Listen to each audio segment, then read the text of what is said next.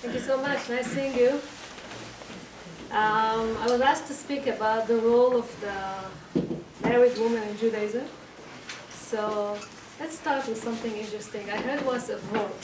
Vort is a nice Torah that one of the rabbis said about the first human being, Adam HaRishon. Okay? Adam HaRishon was created, Hashem created him himself, right? And Hashem showed him down the history what's going to happen with the Jewish nation. So he saw good days. He saw, unfortunately, bad days that are going to happen. He saw the destruction of the temple. He saw all kind of pogroms and the Holocaust and some happy days too. And then it says that when he saw Rabbi Akiva, okay, and the way that he died, we know that he was tortured and killed by the Romans. This is when he started crying. And the big question is, why?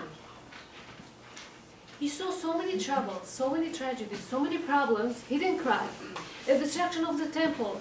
People went to exile for 70 years. The Holocaust, 6 million Jews died. Spanish Inquisition.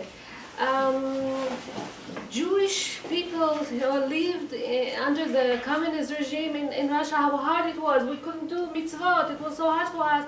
He didn't cry. How come when he saw Rabbi Akiva's death, he started crying? So they explain something interesting. How did Adam HaRishon start? Okay? And how did Rabbi Akiva start? Adam HaRishon was created by Hashem himself. He had so much potential. He could become the greatest man of all. And then what happened? Because of his wife, Chava, Eve, okay, she made him sin, okay? He could not reach that potential. As opposed to Rabbi Akiva, that started so low. Until the age of 40, he didn't know how to read and write. He was ignorant. He didn't know anything. He was a shepherd taking off some animals. And then Rachel, the daughter of Kalba, which was the rich man, saw him, and she saw that he has good qualities. And she thought that if he's going to learn Torah, okay, he's going to be elevated. He's going to be so special. And she wants to get married to this type of a person. So she married him, and she made him this great person. This rabbi, in the age of 40, started to learn alphabet. He didn't know. And then he became so big that he had 24,000 students. You know what that is, 24,000 students? It's a lot.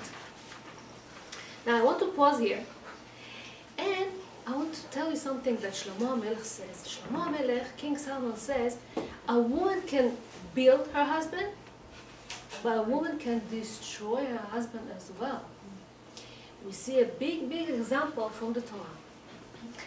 Korach was a very wealthy, rich man, okay, that lived in the time of Moshe Rabbeinu. All the rabbis said that he was so great, he was so smart, he was so Yirah Shamayim, he feared Hashem. In fact, if somebody is carrying the Aron, and he was carrying the Aron, okay, he must have pure thoughts. He must be a Yirah Shamayim. He was a great man. How come he came to a point that he rebelled against Moshe Rabbeinu, the greatest leader of Am Yisrael? So they say it's because of his wife. His wife, from all kinds of reasons, they say because she was jealous of Moshe's wife. She got a special jewelry that Moshe Rabbeinu prepared for her. She got jealous. How come not her, the richest wife, she would have this jewelry? And she started to speak against her husband. She says, "You're worthless. What are you against Moshe Rabbeinu? You cannot be a leader." Instead of giving him the strength that he will be able to do it, she pushed him. She discouraged him. She lowered him. She told him, "You're worthless. You're nothing. You." And she destroyed him, basically. Because of her, okay, he started to fight against Moshe Rabbeinu, and then Hashem punished him, and he went down the ground. A woman can build her husband. Okay? How do we see there's so many examples that a woman built her husband. One of the greatest leaders, female leaders of Am Yisrael was Dvorah Hanaviah. She was a prophet. The rabbi said that her husband wasn't such a special man. She made him special. It says that she used to make special weeks, and she used to send it, okay, with her husband. Go to the Holy Temple, to the Mishkan in those days. Go, be next to the rabbis, get the atmosphere. Be next to the rabbis, be next to the Kohanim, and get elevated. And this is how he got elevated. This is how he became a special man, okay? So did Rachel, the wife of Akiva. Now listen to me, to this. I'm going to explain you what happened, and you'll tell me what she was supposed to do. She tells him, I'm going to marry you only if you're going to study Torah. Okay? Many of you, maybe you didn't grow up in such an environment that will push you to get married to somebody that learns all day long. And you are introduced to a guy, and he promises you that he's going to study Torah. Well, how can you make him go and learn Torah? To tell you something, to promise you something, and actually to do it is two different things. And that's what happened to Rabbi Akiva. He told her, yeah, I'm going to study Torah. And when they married, and he told her, so when do we go? Which college do I, sign my, where exactly do I go? No colleges. Those days, they didn't have any college or any other institution that would start teaching ABC, Aleph, Bet in the age of 40. You know what he was supposed to do if he wanted to learn Torah? He was supposed to go and learn with 3-year-old kids. To learn with them Aleph, Bet. He couldn't do such a thing. He told her, I'm not doing it, I'm sorry, I'm not making fun of myself. Now what should she do? The only condition that she got married to him is that he's going to study Torah, and unfortunately, not that he doesn't want, he just can't. What could she do? Give me an idea, what could she do? How could she force him? How could she make him? How could she convince him to go and study Torah? Yeah? Maybe like a project, one-to-one thing. Okay, if she would find, excellent, if she would find one-on-one somebody that would teach him. Okay, so unfortunately, no one felt that this guy in this age could study. It says in the Gemara that Rabbi Akiva didn't have a head for Torah. He couldn't understand nothing. It was so hard for him. So listen to this, Hashgacha Parit, how Hashem made this thing happen, and how smart she was, Rachel, to push him gently to learn Torah. Because no guy likes when the girl tells him, hey, go to study, hey, get up in the morning. They don't like this type of, this pushing. Once, in order to get married to him, she gave in her wealth. Her father didn't want to hear about the shidduch. He's a poor man, he doesn't know anything. Which family he's coming from? No such important family. I'm not going to let you marry him. She says, but I like him, I want him, I think he is capable, he'll be able to. And so her father decided that he doesn't give her anything. From a rich girl that was in a way probably a spoiled girl that used to have gowns and used to have, private room, and she didn't get anything. She went to live like a poor woman in a hut or in a barn even. Didn't have anything, nothing. And so once a shepherd that worked for her father's estate saw her, and she saw how poor she was, and he felt pity on her, and he told her, you know something, I'll give you something. Go and maybe you can sell it and make some money. He had a very sick donkey, okay, that was limping, and his skin was very, very bad. He was sick. He told her, take it, I don't need this. Take it and sell it in the market and make profit. So Rabbi Akiva and Rachel took this donkey and went to the market to sell it. Now they come to the market and everyone sees this weird donkey that's limping. And on the way to the market, this donkey, because it was limping, it fell. And its sick skin got attached to the ground. The ground had some grass, some greens or whatever, and it got attached to this moist, dirty, sick skin. And it continued growing on that. And with this funny kind of a donkey, they come to the market. Everyone gathers next to them and they start to make fun of this donkey. Look at this donkey. Not enough that it's limping, not enough that it's ugly, it's also sick, and this is what they want to sell us. They gather next to it and make fun of it, and they were talking and talking and talking about this donkey all day long, but they couldn't sell it. The next day they came, and again everyone gathered up. Yeah, you remember the donkey from yesterday? Here it's here again. And they start making fun of it, and no one came to buy it. And so was the third day, and the fourth day, when they already felt despair that they thought that they won't be able to sell it anymore, they saw that people stopped gathering around this. No more people coming next to this donkey and talking about this. What happened? As they were walking home, she tells her husband, "Oh, what do you think? What do you think happened? In the first days we had so many people talking and coming and seeing this donkey, and then they stopped coming." Rabbi Akiva was smart, and he knew where his wife is leading him to. And he told her, "You know something? I get it. In the beginning, everyone is going to make fun of me, that I'm going to study with little kids, I'll bet. But eventually, they'll get used to it and stop talking about me." And that's what happens. He started going to study with little kids, Aleph Bet, and then Torah, and then stories of the Torah, and then Midrashim, and then Halachot, and then Mishnah, and then Gemara. And Hashem opened his head, and he was catching it. And when she saw Rachel that he's catching it, she told him, "You know something? Go and study by greater rabbis." And she let him go for 24 years away from her. No one asked any one of us today to do such a thing today, but he became this great rabbi. So instead of putting him down and telling him, "You're nothing, you're worthless, you don't know anything, what kind of family are you coming from?" Or, "I supported you." She really supported him. She used to sell her hair and support his studies. "I supported you." She never said these things. Okay? And this is how he became this great man. So think about this. Adam HaRishon was complaining about his wife. "Ha'isha shenatata imadi." It's because of her I sinned. But Rabbi Akiva, when he came with his students, and they saw this strange woman and they wanted to push her away, he told them, "Sheli v'shelachem shela," or whatever I learned, whatever all of you know, it's because of her. Never took to himself the credit, gave the credit to his wife. This is a woman that in a smart way knew how to elevate her husband. Okay? So this is the duty of a woman.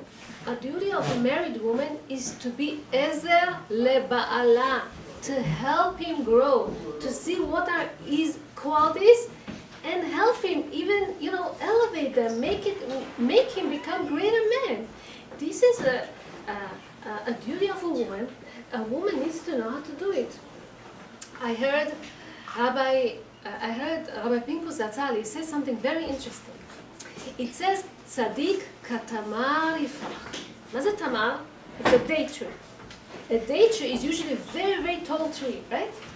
A righteous man grows like a date tree. Think about this. The nature of the tree, of the date tree is, the higher it is, the deeper its roots. If this tree is very, very high, the roots must be very, very deep. If not, how this tall tree is going to stand if it doesn't have deep roots? Every tall building, skyscraper that you see, okay, it must have a very, very good foundation. If it doesn't have a strong foundation, it cannot stand this tall building, right? So he says something interesting. He says that usually a man is flourishing outside. You see that the men are studying Torah, they're into studies, they're learning, they do, and you see the fame, you see the name, you say, but who gives him this power to grow, if not the woman? The woman is hidden, she's in the house. But she gives him the strength to flourish outside the house. And that's the great quality that we see by women. And sometimes as people are into it, sometimes they don't see the big picture. People like to do big things. They don't like to do small things. They want to do big things. The people will, speak about them and praise them and everything. There was this guy that wanted to make a difference in the world. He said to himself, how can I make a difference in the world? He thought, maybe I'll think about I'll bring some kind of a justice to the world, and national justice, or legal justice, or all kind of social justice. Then he thought, maybe I'll take care about environment, maybe preventing cruelty to animals, maybe I'll do this, maybe. And then he decided, I'm going to invest on the children. I'm going to speak about the kids' behalf. I'm going to speak about their status. I'm going to make sure they don't abuse children, or if they are talented kids, to promote them. I'm going to speak about, invest on children. He started to think what kind of organization he's going to build, what kind of plans he's going to have, how he's going to enhance. It's all beautiful. Then somebody knocks on his door, and he doesn't have time to open. He opens the door, and he's like, what do you want?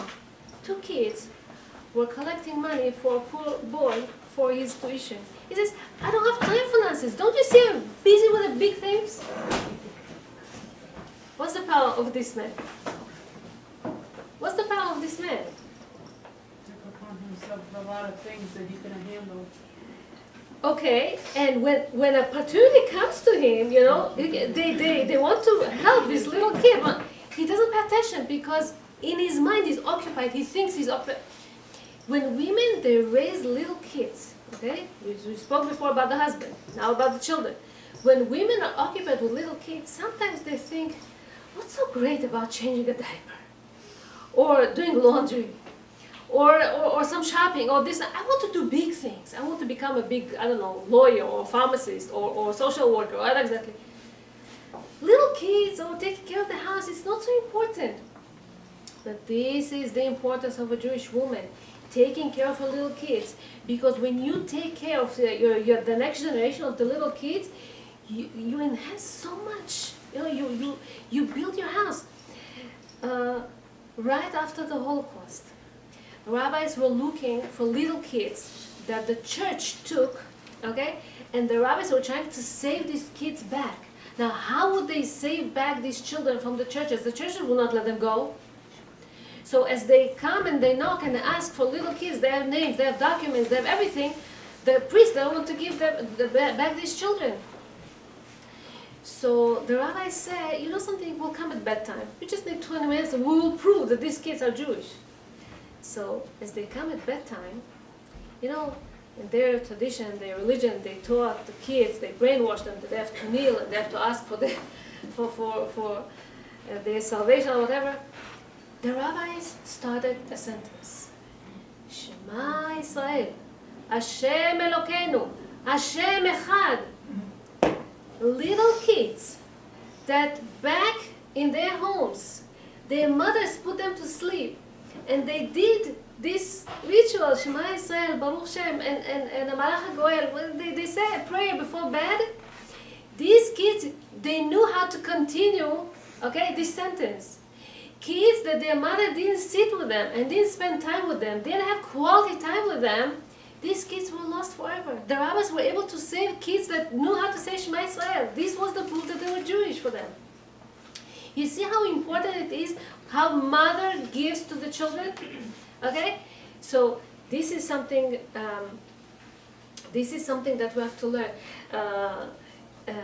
In Egypt, when Bnei were in Egypt, 2 women were responsible for the redemption of Am Yisrael.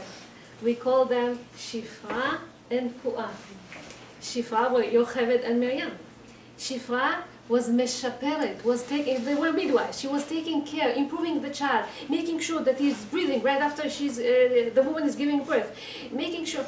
And Pu'ah was talking. Miriam was talking to the baby, making him laugh, cooing to him and making him, because and these special women, Miriam and Yocheved, they didn't care of the welfare of the little baby born only, baby kids. No, they took care of their families. They took care because they believed that if the child is grown in a smiling family, in a hugging family, with parents and with people that can help them, they will become mentally. They will become healthier, not only physically, mentally too. And this is so important. So this is the role of woman. I want to tell you something, and one last thing, and with this I'll finish. It's very important also how you now in this age, okay, you pray constantly, every day. Pray, Hashem, please. I want that you're going to open my mazal, that my basher, my mazal, my future husband is going to be this, and going to be this, and going to be good qualities. Ask, whatever you ask. You see, a prayer does a lot. We sometimes don't know, but a prayer does a lot. I want to give you one example, and with this I'll finish. You see how important is a prayer. There was this guy that heard that there's a skula to get married fast.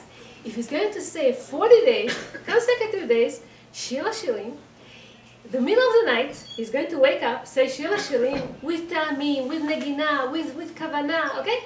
40 days. So he gets up early at nighttime, and he says Shila Shilim every day for 40 days. 40 days passed. Nothing happened. I'll start all over. Again, he starts another cycle of 40 days, getting up in the middle of the night and saying it bekavana and with tamim, with shira, with excitement. Nothing happened. He said, I won't despair. I say another time 40 days. Again, he starts all over. And he starts. Nothing. His friends are making fun of him. Come on, this Gola is working maybe for other people, but not for you. Stop it.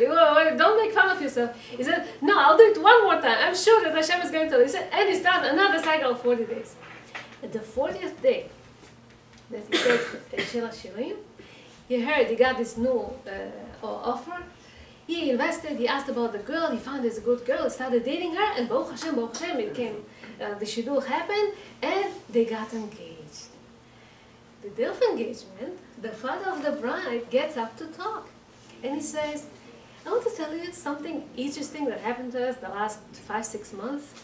Every 40 days, another girl, of my girls, got engaged. And this is how it opened, the luck to the last one. This is how this one got married. And this guy is calculating every 40 days that he said, Shira Shirim, her older sibling got engaged, and another one, until he got to the last one. It's unbelievable. We think, it's worthless. Hashem doesn't listen to me. Hashem is not there. Not true. Every time you're praying, Hashem is listening. So you pray every time, whenever you light candle or whenever you do any mitzvah. In the merit of this mitzvah, you ask Hashem, please, I want this and this and this and this husband, and you will see how Hashem listens. B'ezrat Hashem, in your wedding soon. Amen. Amen.